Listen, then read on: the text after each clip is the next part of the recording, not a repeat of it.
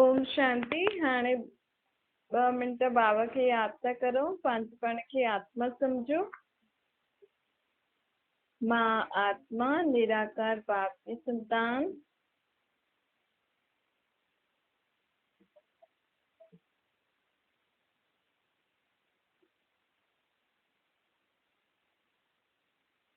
हाणे मां निराकार आत्मा बाप की याद थी करा।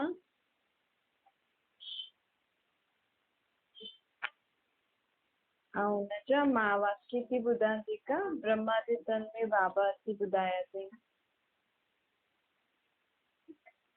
ओम शांति। अॼु मीठा मीठा श्री बाबा ब्रह्मा तन द्वारा चवनि था, मीठे मीठे बच्चे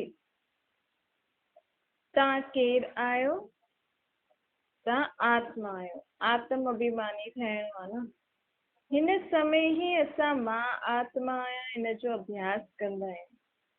बाक़ी कहिड़े बि युग में मां आत्मा मुंहिंजो इहो शरीर आहे इन जो अभ्यास न कंदा आहियूं।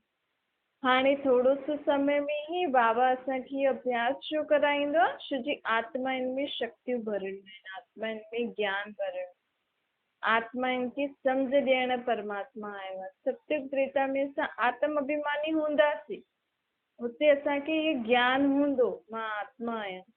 द्वापर कलयुग में इहो ज्ञान भुलजण सां मनुष्य जो शरीरनि में वञी करे मोह पइजी वियो आहे। त शरीर त विनाशी आहे न। विनाशी चीज सां तव्हां मोह रखंदव त विनाशी चीज कॾहिं न कॾहिं त ख़तमु थींदी ई सही। चाहे कहिड़ी बि वस्तु हुजे, माण्हू वस्तुनि में बि पंहिंजो मोह टिकाए वेठा आहिनि। शरीर बि विनाशी आहे त जेको पाण सॼो ॾींहुं जंहिंसां जेका बि पाण यूज़ था करूं चीजूं, उहे बि विनाशी आहिनि न। आत्मा खुद खे न पहचानण जे कारण विनाशी शरीर विनाशी चीजनि में वञी करे हुनजो मोह फाथो अथसि। त पोइ उहो जॾहिं टुटंदी या शरीर जॾहिं ख़तमु थी वेंदो त हुनखे दुख थींदो अथव। आत्मा खे बि पंहिंजे शरीर सां ॾाढो मोह हूंदो आहे। आत्मा खे सभिनि खां ज्यादा मोह पंहिंजे शरीर में हूंदो आहे। त उहो स्वयं खे भुलिजी आहे न, इन करे आत्मा खे बि दुख थींदो आहे। ऐं जेका माण्हू ॿियनि जे शरीरनि सां मोह रखी वेठा आहिनि उहे बि दुखी थींदा आहिनि न।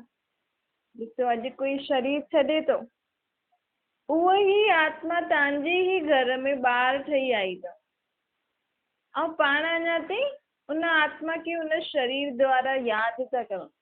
सोचूं था उहो बि हुजे हा त केॾो सुठो हुजे हा, ॾिसी करे केॾो ख़ुशि थिए हा। परंतु उहो ई आत्मा तव्हांजे घर में नयो शरीर वठी करे आई अथव। उनजे कारण तव्हांखे ख़ुशी थी थिए। ऐं पंहिंजो मोह अञा ताईं केतिरे लॻल आहे? उन पहिरियों वारे संबंध वारे शरीर। संबंध बदिलजंदो आहे। संबंध उन संबंध सां त उन शरीर सां त असां हिन जन्म में त न मिलंदासीं। बाक़ी ॿियो जॾहिं वापसि खां 5000 साल जो चक्कर शुरू थींदो उते वरी मिलंदासीं। त बाबा चए थो इन करे शरीरनि मां मोह कढो। ख़ुदि जे शरीरनि में ॿियनि जे शरीरनि में मोह जेको अटकियो आहे उहो कढो। विनाशी चीज में मोह न रखो। इहो ई ज्ञान बाबा असांखे ॾियण आयो आहे। तॾहिं घड़ी घड़ी बाबा चए थो पंहिंजे खे आत्मा सम्झी करे हर कर्म करो। उथो वियो, खाओ पीओ, संबंध व्यवहार में अचो। मां आत्मा संबंध व्यवहार में थी अचां त असांजे जीवन में जेको बि दुख आहे उहो ख़तमु थी वेंदो। ऐं जेकी बि अॼुकल्ह जे संबंध निभाईंदे निभाईंदे जो ऊच नीच ॻाल्हि थींदी आहे उहो बि ख़तमु थी वेंदी। छो जी आत्मा जो असली धर्म न शांती आहे। आत्मा कॾहिं बि इहे जे लड़ाई झगड़ा थींदा आहिनि या हिक ॿिए खे बुरो भलो चईंदा आहिनि न, इहा आत्मा देह जे अभिमान में अची करे चईंदी। असल में आत्मा शांत स्वरूप आहे, लेकिन आत्मा ख़ुदि खे भुलिजी आहे न, त हिन देह जे अभिमान में ईंदी आहे। भई देह में मुंहुं किथे हूंदो आहे? देह में ई आहे न। त भई आत्मा सोचती आहे इहो मूंखे ईअं थो चए त मां न चई सघंदी आहियां, मां बि हुनखे पंहिंजे ई मुंहं सां इहे सभु ॻाल्हियूं चवांसि। त बाबा चए थो हाणे हिन देह जे अभिमान खे छॾो। जेतिरो पाण आत्म अभिमानी थी करे हर कर्म कंदासीं न, त त मां आत्मा अगरि ये पाण खे कोई कुछ चए तो उन समय असां सोचूं कि मां आत्मा ये सब ॻाल्हियूं ॿुधां थी, ये आत्मा मुंहिंजे लाइ ये सब चए थी, त पाण खे कॾहिं बि क्रोध न ईंदो। पाण शांत अवस्था में उन आत्मा खे बि शांति जो दान ॾींदासीं। इहो आहे, इहो अभ्यास करण सां असां सम्झी सघंदा आहियूं। बाबा चए थो आत्म अभिमानी थियण जे लाइ अंतर्मुखी अभ्यास करो। अर्थात अंतर्मुखी अभ्यास अर्थात हर कर्म कंदे पंहिंजे खे आत्मा सम्झी बाप खे यादि करे करो, त तव्हांजो इहो आत्मा जो पाठ पक्को थींदो। इन आत्मा जे पाठ जे पके थियण सां असांजे जीवन में असां विकारनि सां, बुराइनि सां, कड़ाहट सां, ॾाढियुनि चीज़ुनि सां मुक्त थी वेंदा आहियूं, जो दुखदाई चीज़ूं आहिनि, जो दुखदाई कर्म हूंदा आहिनि, उन्हनि सभिनि सां आत्मा मुक्त थी वेंदी आहे। ऐं आत्मा परमात्मा जी यादि में रहंदी आहे त हुनजो जन्म जन्मांतर जा पाप बि मुक्त थी वेंदा अथसि। ॾिसो अॼु कोई बीमार आहे, कोई कुझु थिए थो कंहिंखे, कोई वॾी नंढी वॾी ॻाल्हि, त माण्हू तुरंत भॻवान खे यादि थो करे। ऐं पाण चऊं त ॾिस मां ईअं पाठ कयो न, मां भॻवान खे चयो त कमु ठीकु थी वियो, लेकिन उहो थियो ई छो? तव्हां पहिरियों ई भॻवान खे हेॾे मन सां यादि करो आहे त उहा ॻाल्हि थिए ई न। परंतु बाबा चए थो असांजा इहे जेका आत्मा जा हिसाब किताब आहिनि न, उन्हनि जे कारण असांखे दुख बीमारी थींदो।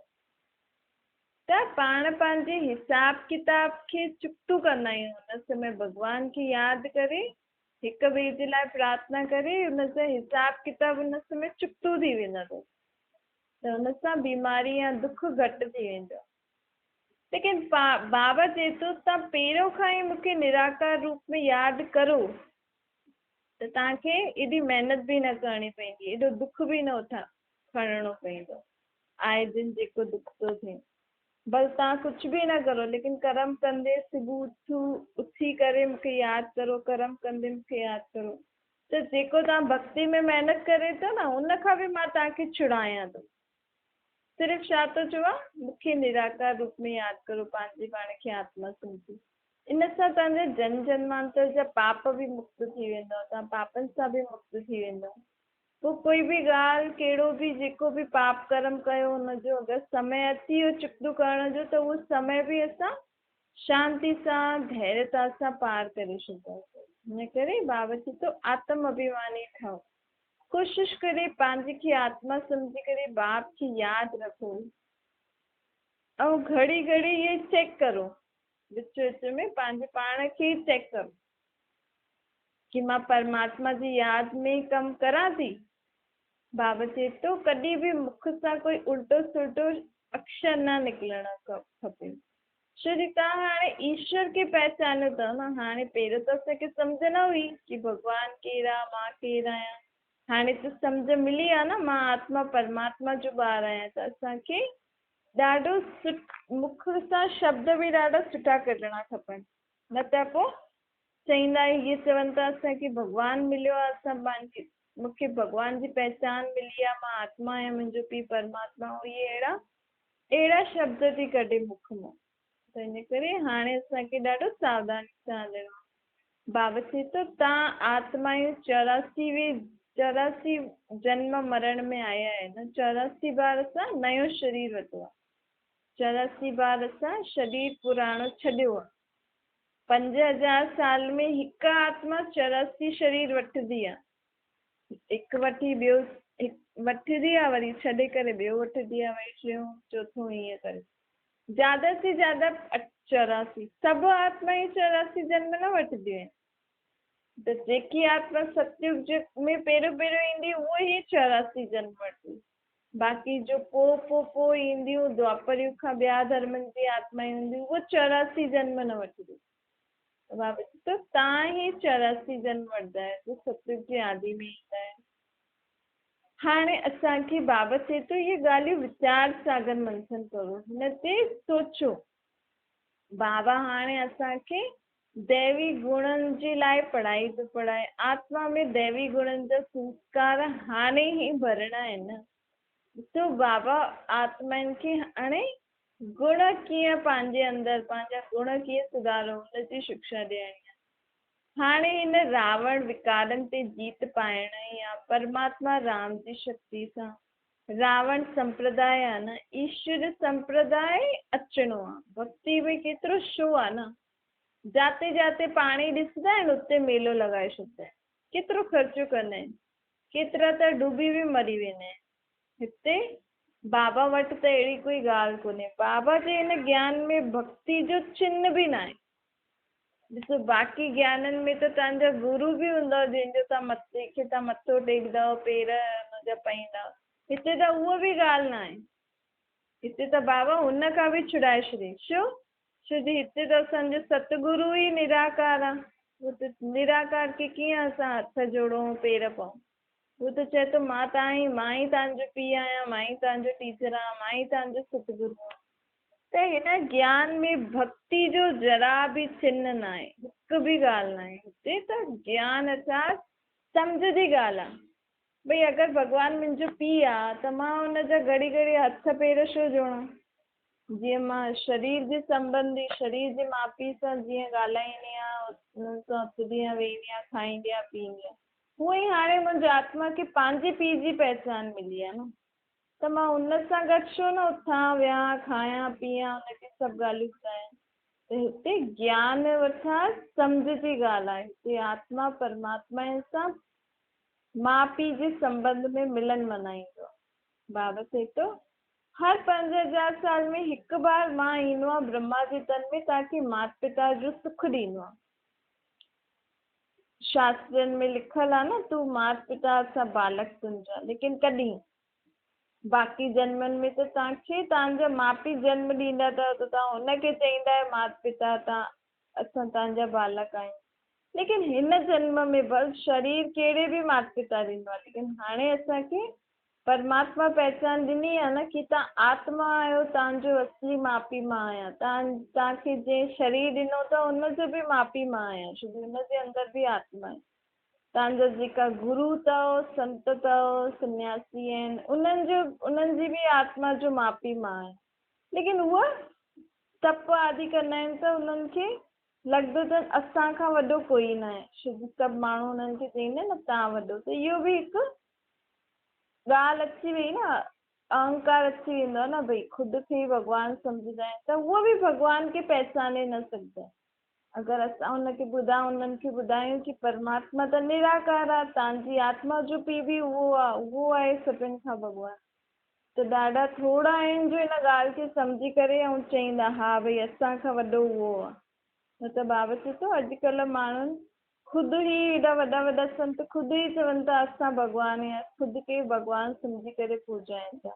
ॾिसो काथे श्री श्री परम पिता परमात्मा आहे, ख़ुदि खे ई चवनि था कि असां श्री श्री जगत गुरू आहियूं, पूरे जगत जो गुरू असां आहियूं। जगत जो गुरू त परमात्मा आहे न, उहो कीअं थी सघंदा आहिनि। पूरो जगत कोई सन्यासी साधु संत खे थोरी मञंदो। त बाबा हाणे इहे सभु ॻाल्हियूं छो थो ॿुधाए, छो जो कहिड़ी बि आत्मा में शक्ति न रही आहे, हिन करे स्वयं परमात्मा आयो आहे। चए थो हाणे पंहिंजो बुद्धि जो योग मूंसां लॻायो। थोरे समय जे लाइ हिन दुनिया में दुख हुयो त तव्हांजी हुननि मदद कई, लेकिन हाणे हिन समय जो सृष्टि ते दुख आयो आहे न, हिन सां असांखे केरु बचाए सघंदो आहे? परमात्मा। छो जी हिन समय सभी आत्मायूं पंहिंजे पंहिंजे हिसाब किताब चुकी थी करनि, त सभिनि जे जीवन में कोई न कोई प्रकार जो दुख आहे ई सही, नंढे खां वॾे, चाहे कोई संत हुजनि, चाहे कोई वॾा वॾा प्राइम मिनिस्टर हुजनि, केर बि हुजनि न, सभिनि जे जीवन में कोई न कोई प्रकार जो दुख त आहे ई सही। त हाणे असांखे अहिड़ो कहिड़ी आत्मा आहे हिन दुनिया में जो असांखे जंहिंखे कोई दुख न आहे ऐं जेकी असांखे सभिनि दुखनि सां मुक्त करे सघे, उहो आहे निराकार परमात्मा शिव। बाबा चए थो ॾिसो दुनिया हिन समय भ्रष्टाचारी विकारी थी आहे न, मनुष्य आत्मा बि ईअं थी आहे, इन करे दुख एॾो थी वियो आहे। हाणे जेतिरो जेतिरो निर्विकारी थींदा वेंदा ओतिरो तव्हांजी आत्मा स्वच्छ थींदी वेंदी, ऐं विकारनि सां ई त आत्मा खे दुख थिए थो न। हाणे हिन पुरुषोत्तम संगम युग ते परमात्मा आयो असांखे सुठो सुठो ज्ञान ॾेई करे ज्ञान धन जो दान थो करे। भई पुरुषोत्तम मास में माण्हू दान कंदा आहिनि, इहो पुरुषोत्तम युग थो हले। कलयुग जो अंत सतयुग जे आदि जे विच जो पुरुषोत्तम युग, हिन में परमात्मा असांखे ज्ञान जो धन दान कंदो आहे। ऐं उहो ज्ञान जो धन पूरो केरु वठी सघंदो आहे? जेको स्वयं खे आत्मा सम्झे। हाणे माण्हू खे कोई दान ॾींदा आहिनि त भई झोली में वठंदा आहिनि, लेकिन हिते बाबा जेको ज्ञान धन ॾे थो न, इनखे आत्मा रूपी झोली में भरणो आहे। उहो कीअं भरे सघंदासीं? जॾहिं स्वयं खे आत्मा सम्झंदासीं, परमात्मा खे बाप न चईंदासीं त उहो ॻाल्हि सम्झ में ई न ईंदी। पहिरियों त इहो त सम्झ में अचे न, भई इहो ज्ञान दान असांखे करे केरु थो?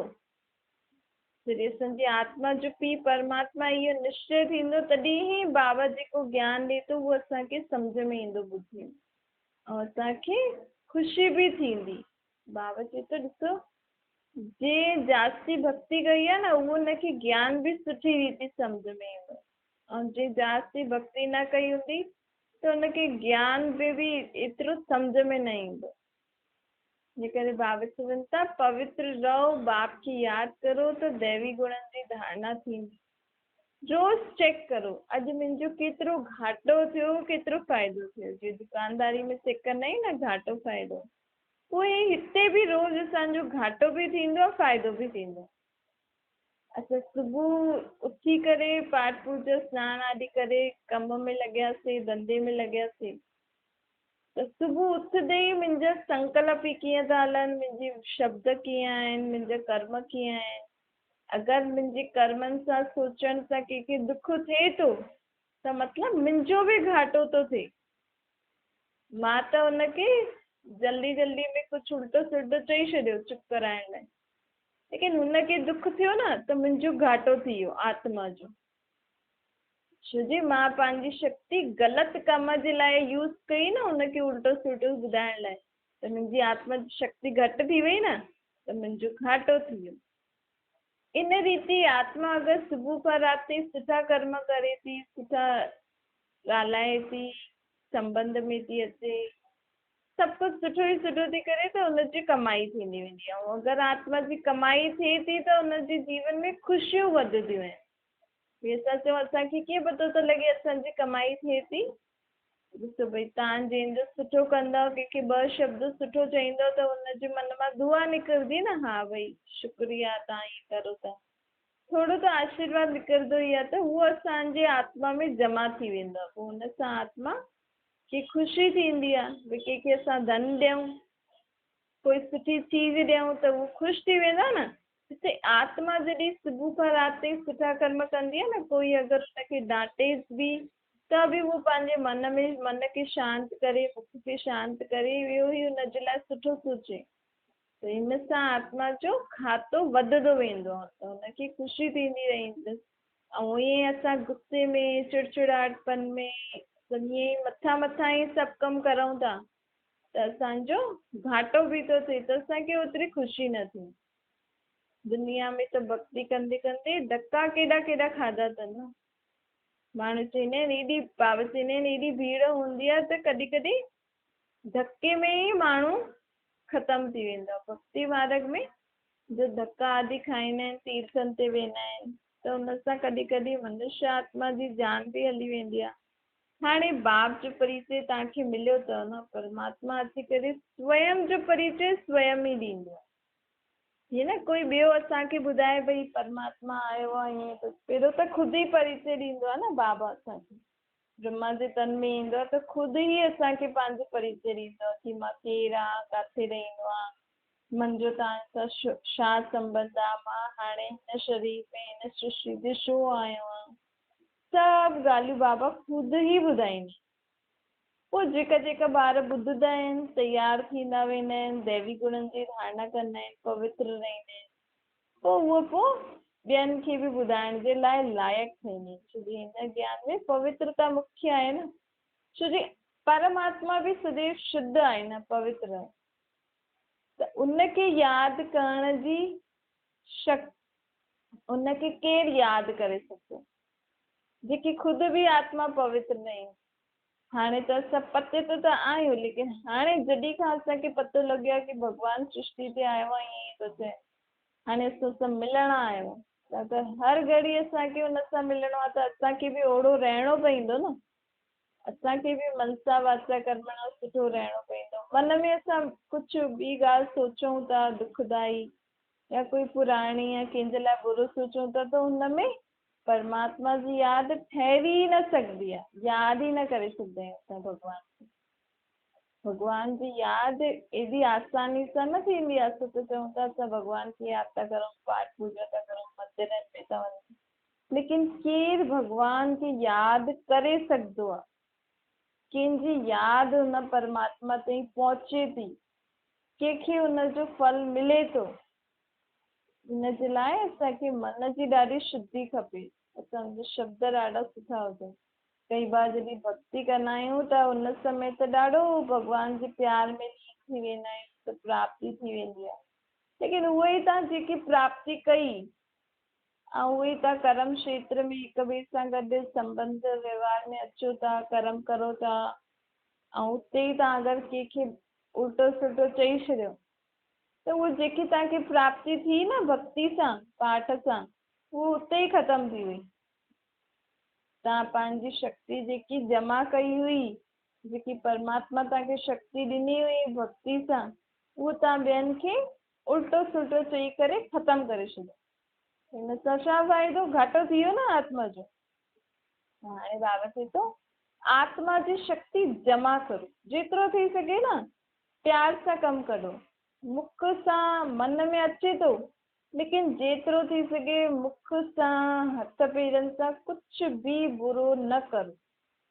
छो जी संकल्प जेसि ताईं न सम्झो तव्हांखे कुझु कंहिंजे लाइ बुरो वीचार अचे थो, या कंहिंखे कुझु डांटण जो संकल्प अचे थो, त हुन समय कुझु बि मन में अचे थो, लेकिन मन में ई रोके छॾो हुनखे। मुख सां ऐं कर्मेंद्रिय सां कुझु बुरो कर्म कंदा आहियूं न, त हुनजो पाप कर्म चढ़ी वेंदो। पोइ असां चईंदा आहियूं सुबुह सुबुह जो एॾो सुठो पाठ करे एॾो सुठो पियो लॻे, ऐं हाणे ॾिसो हिकदमि अलाए कीअं थो लॻे। बाबा चईंदा आहिनि जेको तव्हां सुबुह कमाया उहो त ख़तमु करे छॾियो न, हिक ॿिए खे चईंदे चईंदे। या कई बार असां हिक ॿिए सां फ़ोन ते एॾो ॻाल्हाईंदा आहियूं, ईअं थी वियो ईअं थी वियो, हिनजो हीअं थी वियो, हा हा हा हा बि मिलाई, हा हा सां बि तव्हांजी शक्ति ख़तमु थी वई। त हिन करे जेतिरो थी सघे अंतर्मुखी थी पंहिंजे पाण खे आत्मा सम्झी, ऐं सिर्फ़ु सुबुह जो ई न, सिर्फ़ु असां सुबुह जो ई पाठ पूजा कई, भक्ति कई, त बसि उहो थी वियो। जेको असां कर्म करूं था न हुन समय बि असांखे उहो यादि रहे उहो सभु चीज़ूं। हुन समय बि असां परमात्मा सां गॾु कर्म करूं त असांजी शक्ति क़ाइमु रहंदी, ऐं असां किथे बि असांजी ग़लति शक्ति ख़तमु न थिए, इन जी बि असांखे सावधानी हूंदी आहे। हिकु यादि सां आत्मा खे ॾाढो फ़ाइदो आहे। हिकु भले तव्हां कुझु बि नथा करो, लेकिन परमात्मा खे हर कर्म कंदे यादि कंदा त तव्हांजे अंदरि दैवी गुणनि जी धारणा थींदी, जन जन्मांतर जे पापनि सां मुक्त थींदासीं। ॿियो असां जेकी असांजी आत्मा में शक्ति जमा थिए थी, हुनखे असां ग़लति कार्य में न लॻायूं, हिन जे लाइ बि असांखे हुन समय सावधानी पवंदी आहे। त केॾो वॾो फ़ाइदो आहे न। बाबा चए थो मां त ईंदो ई आहे ॿारनि जी सेवा जे लाइ, हिन समय ईंदो आहे सभिनि ॿारनि जी सेवा करणु। छो जी ॿार त मूंखे सॾु कंदा आहिनि न कि तूं अचु, असांखे ॾाढो दुख थी वियो आहे। जॾहिं कंहिंखे दुख थींदो आहे न त कंहिंखे पंहिंजे खे सॾु कंदा आहियूं कि तूं अचु, ॾिस असांजे घर में छा थी वियो, मूंखे त कुझु सम्झ में नथो अचे। त पाण बि कंहिंखे एॾे समय खां चऊं था भॻवान खे। हाणे उहो ई परमात्मा ब्रह्मा जे तन में आयो आहे असांजी सेवा करणु, अर्थात असांजी मदद करणु आयो आहे। लेकिन बाबा कीअं मदद करे असांजी? उहो त करणु आयो आहे, लेकिन बाबा जी मदद कंहिंखे मिलंदी? जो बाप खे बाप चईंदा न। हाणे असां हुनखे चऊं ई नथा कि हा भई तूं असांजी आत्मा जो पीउ आहे, हाणे तूं जो चईंदी असां कंदासीं, बसि असांजा दुख दूरि थी वञनि, असां शांति थियूं, असांजो घर परिवार सुखी थिए। त बाबा चए थो मां त आयो आहे, लेकिन तव्हां मूंखे मञो त सही मुंहिंजो चयो, मूंखे हुन रीति यादि त करो जीअं मां तव्हांखे चवां थो। मुंहिंजी श्रीमत ते त हलो, तॾहिं त तव्हांजा दुख दूर थींदा। मां त एॾी मथां खां, मूंखे त एॾी शांत जॻह खां मां हेठि आयो आहियां, पतित दुनिया पतित शरीर में तव्हांजे लाइ ई आयो आहियां। लेकिन हाणे मूंखां अगरि तव्हां सेवा वठणु चाहींदा आहियो त मूंखे निराकार रूप में यादि करो, ख़ुदि खे आत्मा सम्झी करे। ऐं हाणे न विकारनि खे छॾो, बुराइनि खे छॾो, कहिड़ी बि प्रकार जी हिंसा न करो, न काम कटारी हलाए, न क्रोध कर। क्रोध बि त वॾो विकार आहे। चईंदा आहिनि न ॿारनि ते क्रोध ॾाढो ईंदो आहे। बाप सम्झाईंदा आहिनि ॿारनि खे थप्पड़ कॾहिं बि न मारणो खपे, छो जी उन में बि आत्मा आहे न। आत्मा नंढी वॾी थोड़ी थींदी आहे। ये ॿार न आहे, परंतु वो आत्मा मुंहिंजो भाउ आहे। न आत्मा जो शरीर नंढो आहे न, त उहो ॻाल्हि खे सम्झी नथो सघे। तव्हां त वॾा आहियो न, तव्हांजी आत्मा जो शरीर त वॾो आहे, तव्हां त सम्झी था सघो न। त जेतिरो थी सघे प्यार सां कमु कढणो। बाबा चईंदा आहिनि, ॾिस ॾेखारींदा आहिनि न कि कृष्ण खे बि ॿंधे, कृष्ण ॾेखारींदा आहिनि भई कृष्ण खे थप्पड़ मारे। सत्युग में त कृष्ण अहिड़ो न हूंदो, लेकिन बाबा चए थो इहे सम्झाइण जे लाइ चित्र ॾिना अथई कि पंहिंजे ॿारनि खे बि असांखे कॾहिं मारणो न खपे। जेतिरो थी सघे प्यार सां कमु कढो, न त हुनजी कोई सुठी चीज़ बंदि करे छॾो, हुनखे थोरी सी ईअं अहिड़ी सज़ा ॾियो जंहिंजा असांजा हथ न हलनि। इहे न करणो खपे, छो जी ॿारनि ते बि पोइ उल्टो असरु पवंदो आहे न। उहो बि मारणु सिखी वेंदा आहिनि। अॼु पाण उन्हनि खे मारूं था त उहो कल्ह वॾा थींदा, उन्हनि जो बि कोई चयो न मञंदो त उहो बि मारणु सिखी वेंदा। अॼुकल्ह त नंढा नंढा ई मारण ज़्यादा अगरि माउ पीउ करनि त माउ पीउ जे मथां बि हथु खणी छॾींदा आहिनि। उन्हनि खे सम्झ थोरी हूंदी आहे, त पाण सोचंदा आहियूं ॾिसो माउ पीउ खे मारे थो, वॾनि खे मारे थो, लेकिन सिखायो कंहिं? हुनखे थोरी पतो आहे कि कुझु ईअं न मञो त उहो तव्हांजो न पियो मञे त तव्हां हुनखे मारियो। त उनजो बि केरु न मञे त उन सोचे अच्छा जेको न मञंदो आहे हुनखे मारिबो आहे, हाणे मां बि हिनखे मारां। त हिन रीति ॿारनि जे उन्हनि उहे अंदरि कीअं सोचंदा आहिनि न, इहे पहिरियों असांखे सोचणो खपे। ॿारनि खे पालण बि हिकु तरीक़े सां असांखे सिखणो आहे। हीअं न आसानी सां ॿार पल हिकु लॻायो, ॿ लॻायो, डांटो सुधरी वेंदा, लेकिन असां जीअं कंदासीं उहो बि उअं ई सिखंदा आहिनि। ईअं ध्यानु कजो। अच्छा मीठी मीठी सिकल जे ॿारनि प्रति माता पिता बाप दादा जो यादि प्यार ऐं गुड मॉर्निंग रूहानी बाप जी। असां सभिनि रूहानी ॿारनि खे नमस्ते। असांजी बि रूहानी माता पिता बाप दादा खे यादि प्यार गुड मॉर्निंग और नमस्ते। वरदाना महादानी ठही खुली दिलि सां ख़ुशी जो खज़ानो बाटण वारा मास्टर रहम दिलि थियो। अॼुकल्ह माण्हुनि खे छा खपे? ख़ुशी खपे न। बल्कि एतिरो बि समय हुजे, धन ख़र्च करो त बि सची ख़ुशी माण्हुनि खे नथी मिले। त बाबा चए थो अहिड़े समय ते तव्हां जो परमात्मा जो ॿार आहियो, उहो हाणे सभिनि जे मथां दया करो।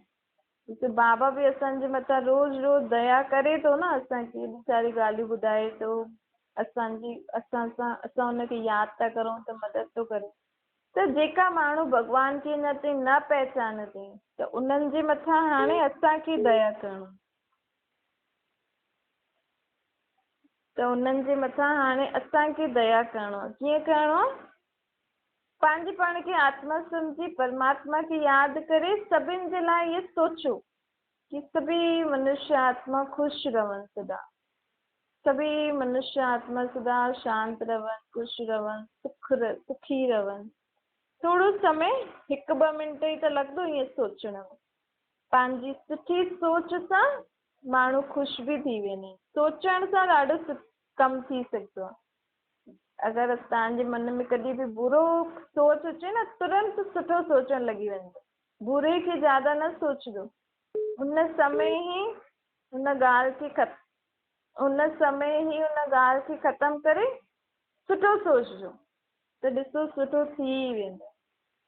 स्लोगन आहे योग जी शक्ति सां हर कर्मेंद्रियनि खे ऑर्डर प्रमाण हलाइण वारा ई स्वराज्य अधिकार। ॿियनि जे मथां अधिकार करण खां पहिरियों असांखे ख़ुदि जे मथां अधिकार करणो आहे। आत्मा जी जेका ये कर्मेंद्रियूं आहिनि, आत्मा में जेकी मन बुद्धि आहे, उहो आत्मा जे ऑर्डर ते हले। मां आत्मा मन खे जो चवां उहो ई मन सोचे, मां आत्मा बुद्धि खे जो चवां उहो ई बुद्धि निर्णय करे, उहो ई मुंहिंजो हर कर्मेंद्रियूं हलनि। त जॾहिं असां ख़ुदि जे मथां राज्य करे सघंदा आहियूं न, तॾहिं असां जो ॿिया बि आपे ई चयो मञंदा आहिनि। असां चऊं था इहो असांजो चयो नथो मञे, ईअं नथो करे। अरे तव्हां पंहिंजी कर्मेंद्रियनि खे, मन बुद्धि खे कंट्रोल करे सघो था छा? अगरि असां नथा करे सघूं त असांजो कोई बि चयो न मञंदो। इन करे बाबा चवंदा पहिरियों स्व जे मथां राज्य करो। मां आत्मा स्वयं जे मन बुद्धि ऐं कर्मेंद्रियनि जे मथां राज्य करां, तॾहिं मुंहिंजे आत्मा जो सभु चयो मञंदा।